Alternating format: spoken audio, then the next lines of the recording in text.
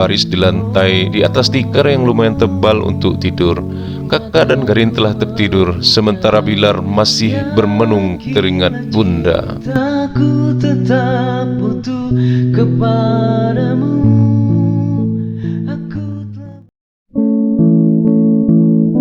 Sekilas tentang masa lalu, chapter keempat, bagian pertama, perjuangan hidup Bilar kecil.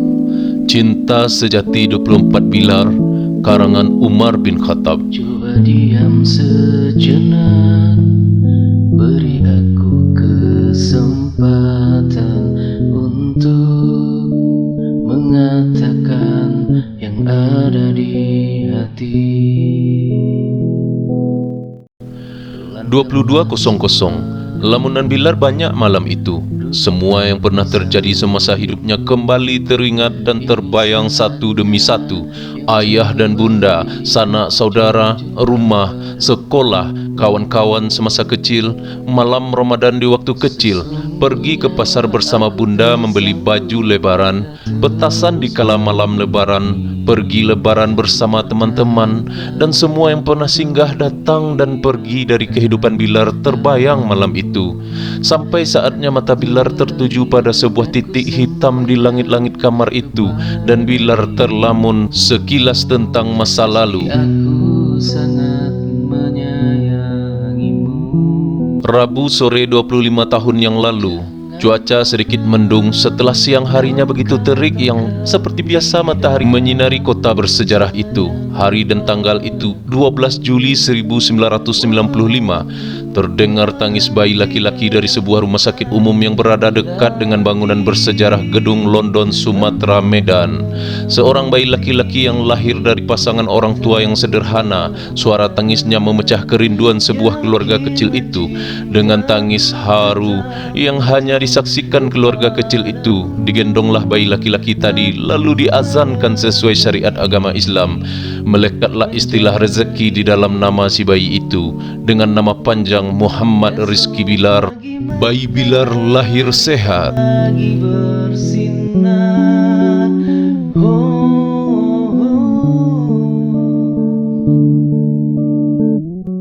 Antara tempat tinggal dan tempat kelahiran Bilar berjarak sekitar 17,5 km.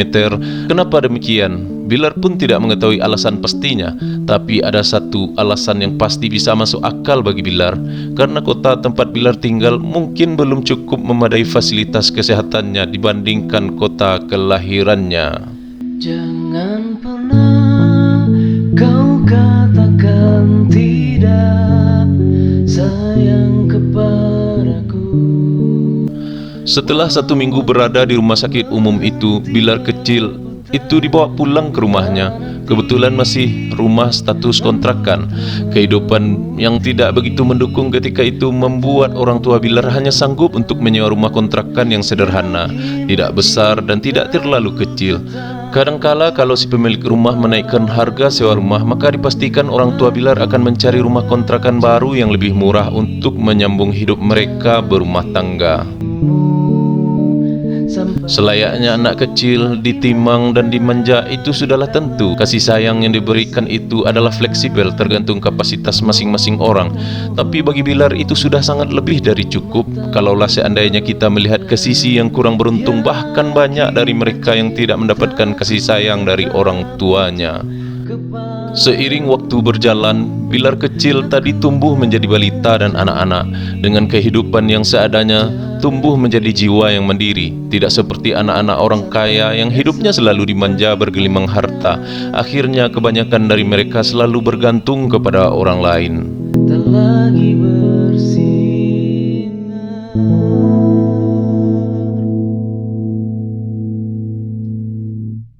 Tahun keempat ketika itu perekonomian semakin sulit, yang dengan terpaksa membuat orang tua Bilar harus berpisah karena pekerjaan yang jauh, satu di barat dan satu di timur.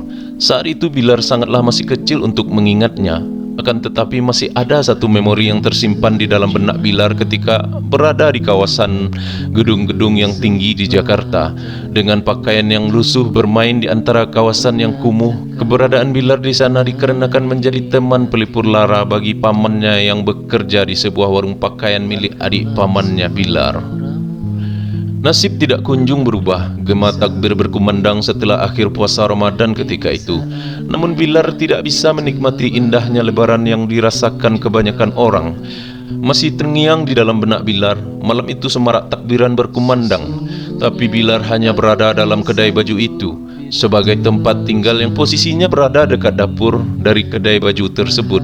Lantainya tanah dan beralaskan tikar yang terbuat dari daun.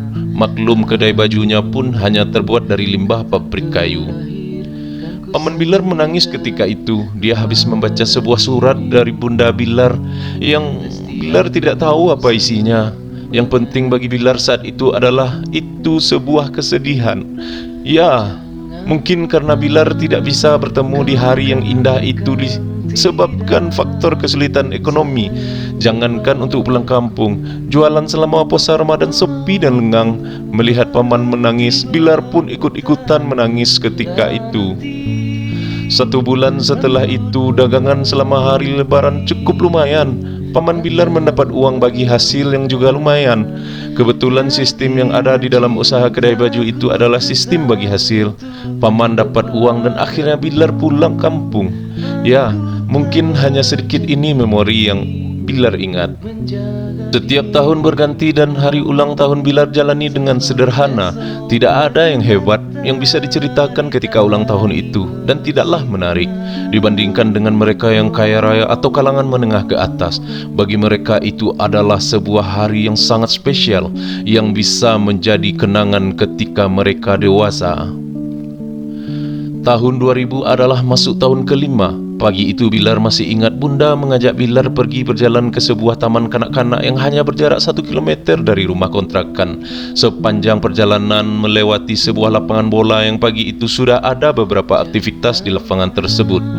Bilar dan Bunda berjalan hingga sampai tujuan dan berhenti di sebuah taman kanak-kanak. Di sebelah taman kanak-kanak itu ada sebuah kantor polisi. Anak-anak kecil dengan riang bermain di ayunan dan perosotan. Bel berbunyi dan anak-anak itu mulai berbaris dan bernyanyi. Saat itulah pertama kalinya Bilar ditinggal dan diberi kesempatan untuk belajar. Yakinlah cintaku tetap utuh kepadamu. Pelajaran usai dan Bilar bersiap untuk pulang. Rupanya Bunda sudah menunggu di luar pagar sekolah untuk menjemput pulang. Betapa senangnya hati Bilar memiliki pengalaman baru dengan kawan-kawan yang baru. Waktu silih berganti, banyak pengalaman sewaktu di taman kanak-kanak Bilar jalani dengan gembira dan bahagia. Berbagai macam trofi dan piala berhasil Bilar raih.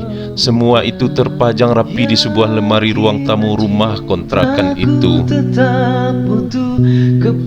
Tahun 2001 masuk tahun ke-6. Taman kanak-kanak sudah berakhir, maka disambut dengan sekolah dasar yang masih berdekatan juga dengan taman kanak-kanak itu. Dengan suasana baru dan pengalaman baru membuat semua menjadi bermakna bagi Bilar. Berbekal dengan kesederhanaan dan kesulitan ekonomi, Bilar terlahir menjadi pribadi yang mandiri. Waktu itu kelas 4 SD. Melihat kehidupan dalam keluarga kecil tadi yang lumayan susah, maka Bilar sudah mulai berpikir untuk ikut membantu orang tuanya mencari peruntungan rezeki dari berjualan. Malam itu Bilar berbicara dengan Bunda untuk dibelikan plastik makanan dan bahan mentah kerupuk udang. Bunda bertanya untuk apa? Maka Bilar pun menjawab untuk pedagang di sekolah ketika jam istirahat. Bunda pun melarang ketika itu. Bilar hanya disuruh belajar, bukan untuk berdagang. Akan tetapi Bilar terus membujuk dan merayu Bunda hingga 3 hari setelah itu Bunda pun mau membelikan bahan dagangan itu. Ketika subuh datang, maka Bunda telah mulai menggoreng kerupuk dan Bilar pun ikut membantu pengemasannya, yang ketika itu masih menggunakan lilin untuk pengemasan plastiknya. Bekerja sampai pagi dan semuanya selesai. Bilar mulai berangkat ke sekolah dengan membawa kerupuk udang tadi bersamanya. Sesampainya di sekolah, barang dagangan itu dimasukkan ke dalam lemari sekolah dan mulai belajar seperti biasa. Lonceng istirahat berbunyi, teng teng teng teng. Semua anak-anak dalam kelas itu mulai berlarian keluar untuk istirahat. Seiring itu pun Bilar berlari ke lemari sekolah tadi untuk mengambil barang dagangan yang Bilar bawa tadi. Kemudian duduklah di meja paling depan untuk berjualan kerupuk udang. Di antara kawan-kawan ada yang langsung bertanya dan membeli. Ada juga yang tertawa melihat seolah-olah aneh. Tetapi karena niat dan semangat yang tinggi, akhirnya separuh dagangan kerupuk udang Bilar terjual.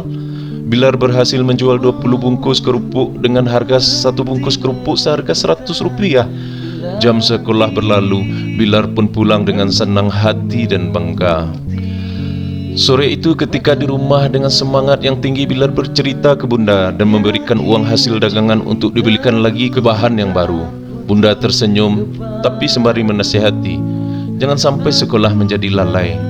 Sekolah sambil membawa dagangan itu pun Bilar lakoni sampai Bilar kelas 6 SD. Bahkan bukan itu saja, dengan bertambahnya pengalaman dan semangat, sepulang sekolah pun Bilar ikut berdagang roti gabin, roti bercampur tape dan digoreng bersama teman dekat rumahnya. Dagangan itu harus dijual ke pasar tradisional di kota itu dengan berjalan kaki. Itulah penghasilan tambahan saat itu. Bilar sudah menghasilkan uang ketika anak-anak yang seusianya sibuk bermain dan belajar. Saat itu Bilar masih duduk di bangku kelas 4 SD.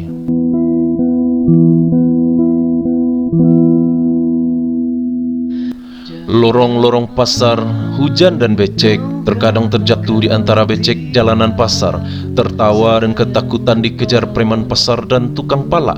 Bilar tetap semangat karena motivasi keluarga menjadi landasan utama bagi Bilar dalam berjuang hidup. Rambutku memutih, mataku memudar. Yakinlah cintaku tetap utuh kepadamu. Saksikan Cinta Sejati 24 Bilar bagian ke-14 pada video selanjutnya. Salam manis, terima kasih. Esok pagi matahari tak lagi bersinar. Mataku memudar. Yakinlah cintaku tetap utuh kepadamu. Aku telah berjanji menjaga dirimu sampai esok pagi matahari.